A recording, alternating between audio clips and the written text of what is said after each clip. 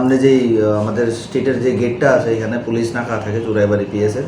এখানে প্রতিনিয়ত আমাদের ভেহিকেল চেকিং চলে ফর কন্ট্রাব্যান্ড আইটেমস এবং অন্য আদার সাসপেক্টেড থিংস অ্যান্ড পারসনস। তো আমাদের প্রতিনিয়ত ডেলি রুটিন মাফিক আমাদের এখানে চেকিং চলে।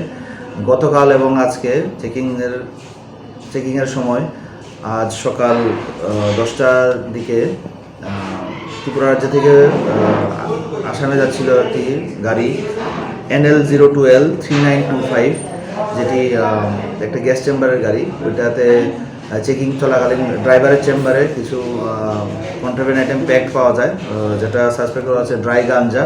প্রায় 130 কেজি গাঞ্জা এখানে পাওয়া গেছে এবং গাড়ির চালককে আমরা রিটেন করতে সক্ষম হয়েছে চুরাইবাড়ি থানার পুলিশ। নাম সমরজিৎ দেবনা, বাড়ি ধলাই।